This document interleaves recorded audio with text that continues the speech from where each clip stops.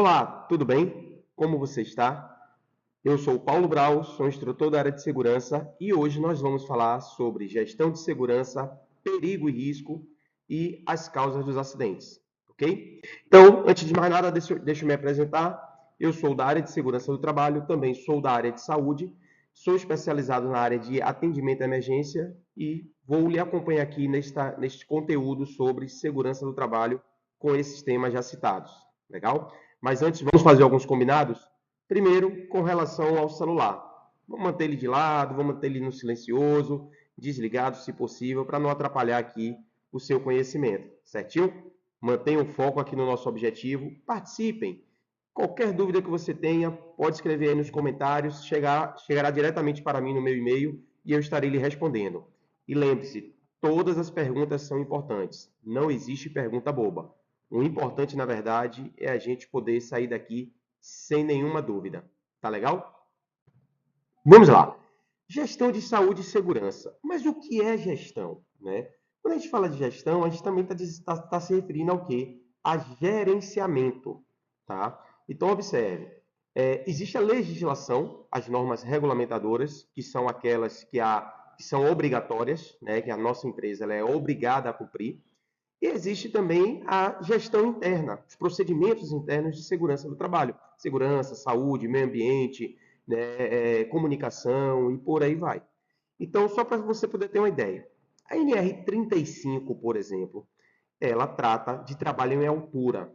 Né? Então, toda atividade executada em altura, ela é regida basicamente pela norma regulamentadora número 35, conhecida como NR35. Certinho?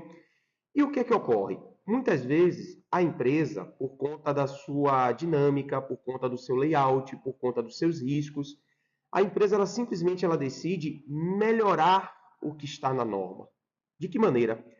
Observe você que eu acabei de falar que a NR35 ela estabelece que a altura é a partir de 2 metros.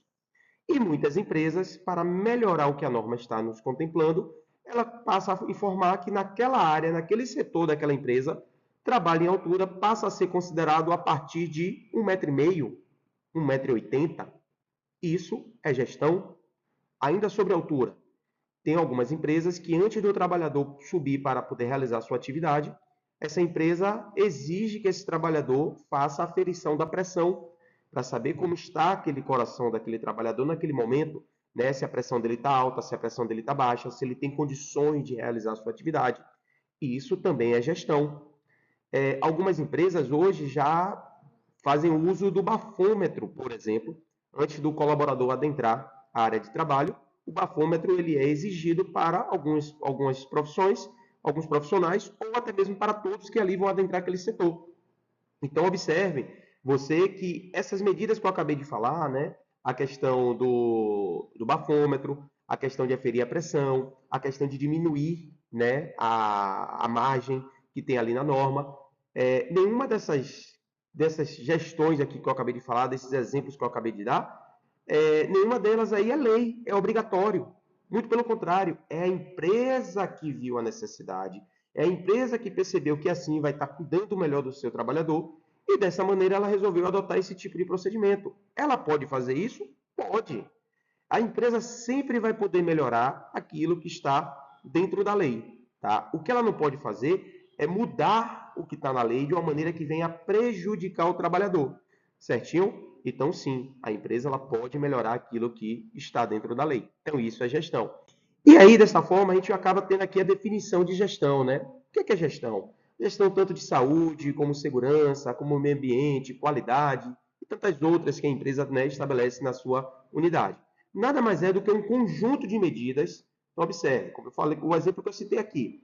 A pessoa que vai trabalhar em altura, muitas vezes a empresa, ela estabelece um conjunto de medidas para que ele possa executar sua atividade, como aferir a pressão, como o bafômetro. Algumas empresas, por exemplo, têm um questionáriozinho para que ele possa preencher esse questionário, né, com algumas perguntas básicas, como, por exemplo, dormiu bem à noite, se alimentou bem, bebeu nas últimas 24 horas, né, está passando por algum problema pessoal. Né? Então, isso é um conjunto de medidas, né, que a empresa ela acaba adotando justamente para que o trabalhador possa executar a sua atividade com segurança, tá? Então, medidas pessoais ou coletivas com atividade de planejamento, obviamente, né? Tem que haver um planejamento para que isso possa ocorrer. Responsabilidades. Imagina você, o colaborador que vai preencher um questionário desse, nesse último exemplo aqui que eu citei, e ele simplesmente mente no questionário, diz que não bebeu, ou que dormiu bem sem ter dormido, né? Ou ele omite que não está fazendo uso, por exemplo, de alguma substância, algum medicamento, né?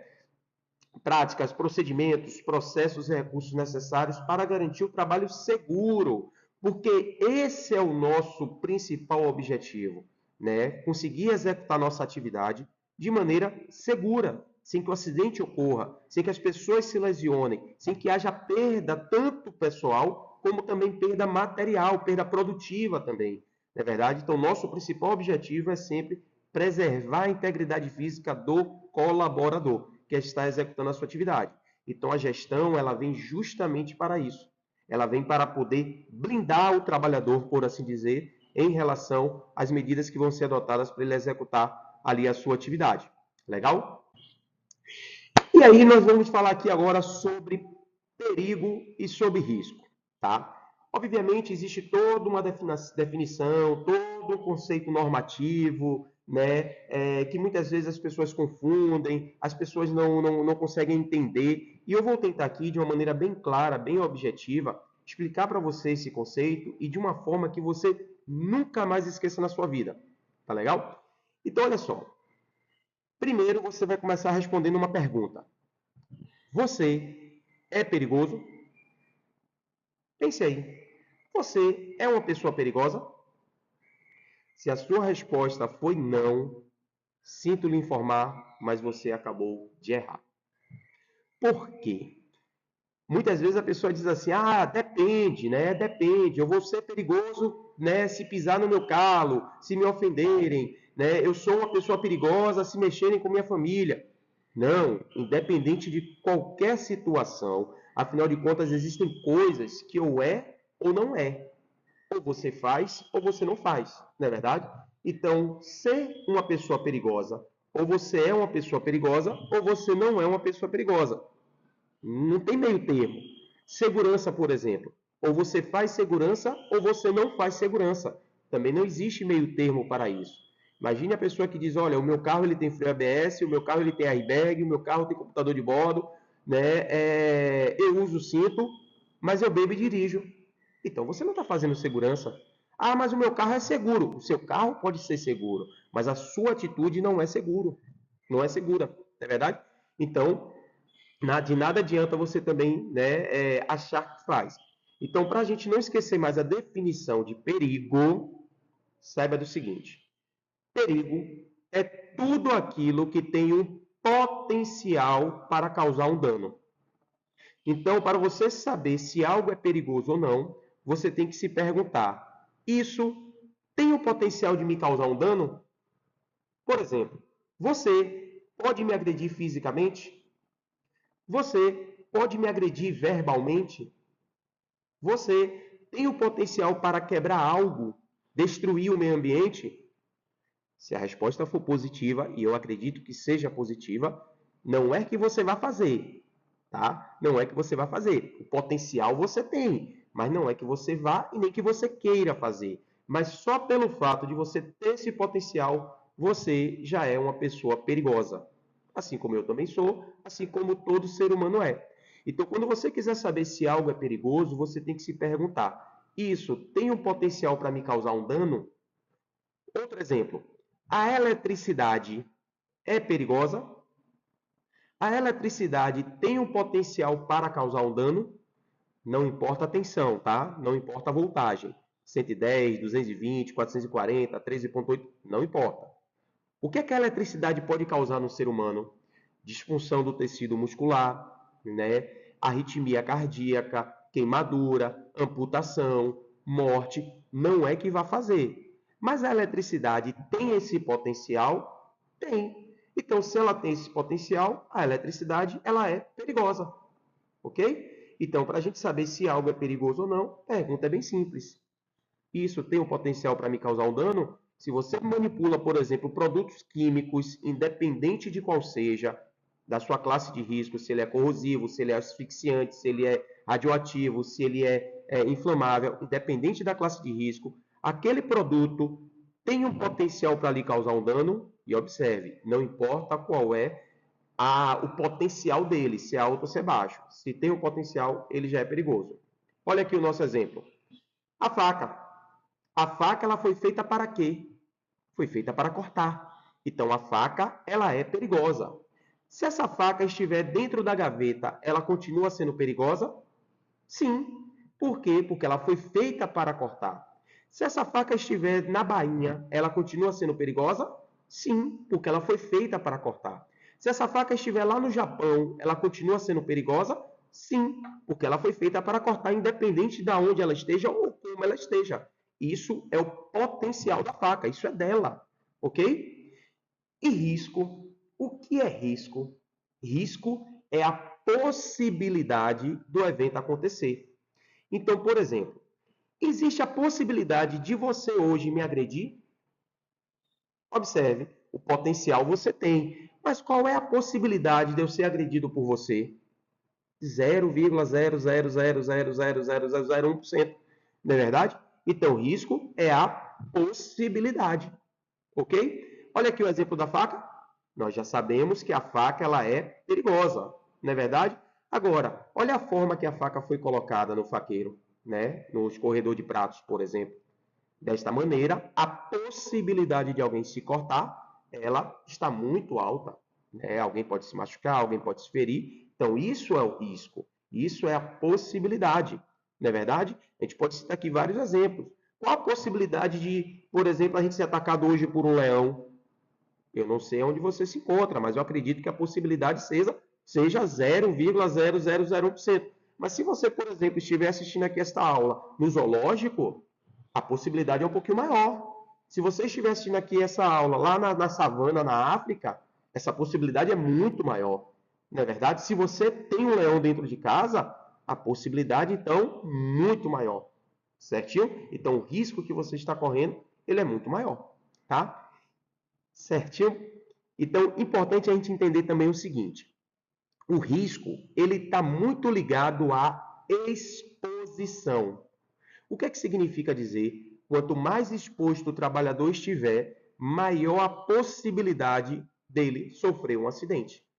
Certinho? Então, essa é a definição de risco e perigo, tá? Se tiver alguma dúvida, se não entendeu, pode me mandar uma mensagem que a gente vai sanando essas dúvidas, tá certo? Olha aqui outro exemplo, ó. O exemplo do leão, que eu falei para vocês. O leão, ele é perigoso. Se esse leão ele estiver lá na África, ele é perigoso. Se esse leão estiver enjaulado, ele é perigoso. Se esse leão estiver, sei lá, na nossa residência, ele é perigoso, né? Porque isso é dele. Ele é um animal selvagem, né? Ele não é um animal doméstico, ok? Então, o leão é um animal perigoso. Ele tem esse potencial. Agora, quando é que eu corro o risco? Olha aí, muitas vezes, a pessoa que tem um animal, né, por exemplo, esses animais exóticos, silvestres, né, que não são domesticados, não são domésticos, né, essas pessoas muitas vezes têm autoconfiança. E aí, com isso, o que é que ela vai fazer? Ela vai tomar banho com leão, ela vai querer criar leão. E não só leão, viu? Cobra, cachorro. Olha que exemplo maravilhoso. Quantos casos a gente não ouve falar de pessoas que têm um pitbull, por exemplo, e não só o pitbull, mas pode ser um Rottweiler, pode ser um vira-lata, pode ser um pincher, não é verdade? E aí diz assim: ah, eu confio, nunca mordeu ninguém. Entre, não morde não. Olha, o animal ele tem esse potencial. Obviamente, o potencial de um pitbull, por exemplo, ele é muito maior do que o potencial de um pincher. Mas se o pincher morder ali a sua canelinha e acertar uma artéria, acertar uma veia, você pode morrer por hemorragia mordido por um pincher. Não é verdade? Porque o risco ele também existe. A possibilidade ele existe. Então, muitas vezes, a pessoa que cria esses animais, né, independente da raça, ela acaba tendo um excesso de confiança e muitas vezes quer passear com o seu animal solto. Quer ir para a praça, quer ir para a praia, né? Não bota uma guia, não bota uma focinheira. E com isso, ela acaba aumentando o risco, porque o perigo já existe. O perigo está ali. Ok? Então, essa é a nossa definição de risco e perigo. certinho? Dentro de tudo isso que nós estamos falando, entra aqui a questão do comportamento. Olha que interessante. Se a gente for poder fazer aqui uma diferença entre comportamento seguro e condição segura, entendam o seguinte: o comportamento ele vem sempre da pessoa, do colaborador, tá? A gente evita dizer a questão de ato inseguro, né, ou ato seguro, porque quando a gente fala de ato, a gente está falando do verbo agir. Então é como se a pessoa quisesse fazer aquilo de maneira insegura, colocar sua vida em risco. E obviamente, se a gente parar para fazer uma análise, ninguém quer se acidentar. Esse não é o objetivo de ninguém, né? A não ser que a pessoa não esteja em sã consciência de querer se machucar, de querer, né, sofrer um acidente, muitas vezes até para receber, sei lá, algum seguro, né, algum benefício e por aí vai. Isso no passado acontecia muito, viu, pessoal? Mas não é o caso agora, tá ok? Então, comportamento, ele está muito ligado à ação da pessoa, tá? Então, por exemplo, se você sobe um local que não foi projetado para trabalhar ali em cima, você está tendo um comportamento inseguro. Se você bebe e dirige, você está tendo um comportamento inseguro. Se você fala ao celular enquanto está ao volante, você está tendo um comportamento inseguro. Se você, antes de mexer com a eletricidade, você não desenergiza, você não testa, você está tendo um comportamento inseguro, tá? Então, o comportamento, ele vem da pessoa, ok? Já a condição insegura, ela vem de quê? Ela provém justamente do ambiente, do local. Então, se você tem um local que ele é mal iluminado, se você tem um local que o piso é inadequado, se você tem um local que tem ruído, né? Se você tem um local que tem um estresse calórico, por exemplo, é quente, é abafado, não tem ventilação, então a condição daquele ambiente não é uma condição segura para o trabalhador executar sua atividade. Ainda com exemplo de altura, se a pessoa usa o cinto, faz o treinamento, né, recebe o EPI direitinho, e quando ele vai se dirigir para trabalhar em altura, ele não encontra pontos de ancoragem, né? O que significa dizer que a condição onde ele está indo trabalhar não é uma condição segura. Agora, se naquele local tem um ponto de ancoragem, o trabalhador recebeu o treinamento, o trabalhador recebeu o EPI e ele se recusa a usar, ele não usa porque acha que é rapidinho, que ele sempre fez assim, que não vai acontecer nada, neste caso agora, ele está tendo um comportamento inseguro, na verdade. Ok? Então, essa é a diferença que nós temos de comportamento para a condição insegura. Ok? Desta forma, nós chegamos aqui agora ao último tópico desse nosso tema, que são as causas dos acidentes. Tá? Olha só, existem 4 fatores que causam acidentes. Quais são esses 4 fatores? Primeiro deles, a imprudência. Quem é imprudente? Imprudente é aquela pessoa que coloca a sua vida em risco e a vida de outras pessoas em risco. Então, por exemplo, se eu pego o carro e saio em alta velocidade, eu estou colocando a minha vida em risco e a de outras pessoas também. Então, exceder o limite de velocidade em uma via é uma imprudência. Observe que aqui nós não estamos falando da questão legal, tá? Se a pessoa causar um acidente e tal, não estamos falando disso. Nós estamos falando das causas dos acidentes. O que é que pode causar um acidente? A imprudência. Voltando para a indústria, um belo exemplo de imprudência que infelizmente ainda ocorre em muitas unidades é o jump, é o bypass. É quando simplesmente faz-se uma ligação direta no equipamento para não parar a produção. Qual é a finalidade do jump, do bypass? É manter o equipamento operando, tá? Para que não haja interrupção por conta da sua segurança, por conta do sensor, por exemplo, de segurança. Então, o jump, por exemplo, é um exemplo de imprudência que ocorre muito dentro das unidades, tá? E que isso pode causar um acidente, porque é alguém que não está sabendo, que não está ciente e que muitas vezes, aliás, na maioria das vezes é proibido pela empresa, né? O colaborador vai lá, executa o jump por mando ou por vontade, só que o outro colega que vem operar a máquina, ele não está sabendo. Então, o que é que pode acontecer? Esse outro colega ele pode se tornar vítima. A vida dele foi colocada em risco. Ok? Outra causa de acidente é a imperícia. E o que é a imperícia? A imperícia nada mais é do que a falta de capacitação para se executar uma arte ou uma profissão. Exemplo que ocorre muito. A pessoa vai jogar bola e de repente ela torce o pé. qual é a primeira coisa que gritam para fazer? Puxa, puxa para voltar para o lugar. Ué, você é ortopedista para puxar o pé de alguém? Né? Então a gente vê isso muito no popular, situações de imperícia, automedicação, por exemplo, é uma ação de imperícia.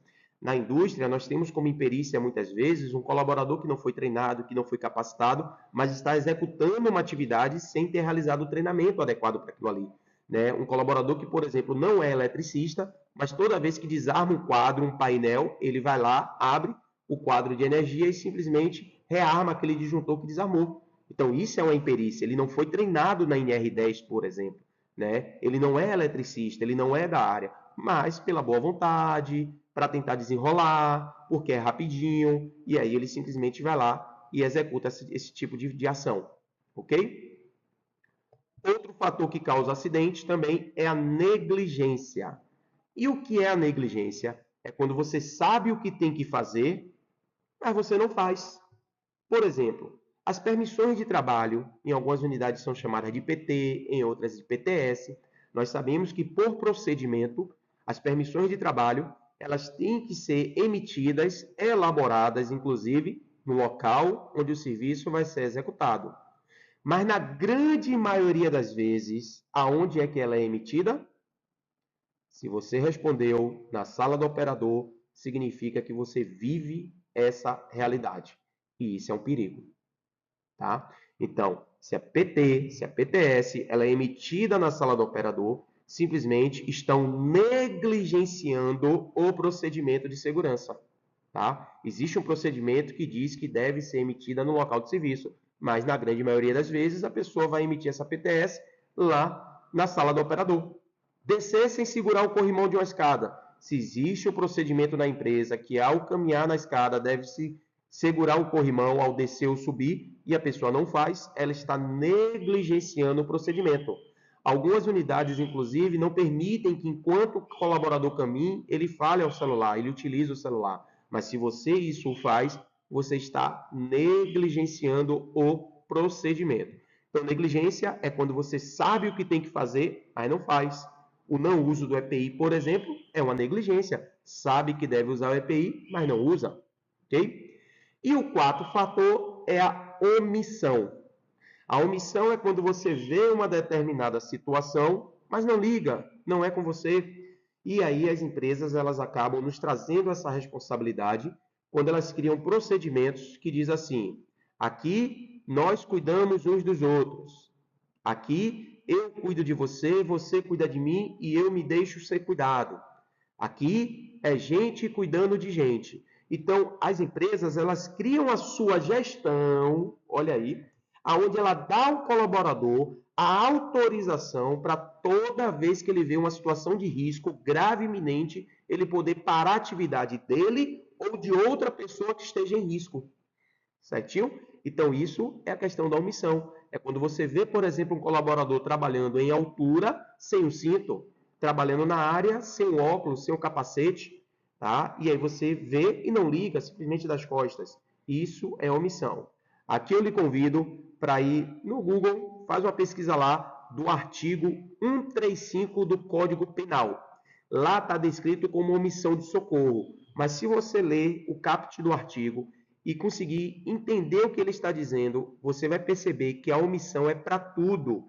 Lá no caput do artigo 135 do Código Penal, inclusive tem um item que fala pessoa em grave e iminente perigo. Então, se o meu colega está em grave e iminente perigo e eu não faço nada para evitar o acidente dele, eu posso, inclusive, ser responsabilizado criminalmente. Certinho, pessoal?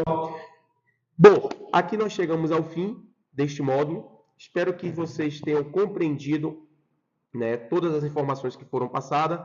Aqui estão os meus contatos, tanto do Instagram, das redes sociais, como contato pessoal. Qualquer dúvida que vocês tenham, fiquem à vontade. Deus abençoe a vida de vocês e a gente se vê logo mais. Tchau, tchau.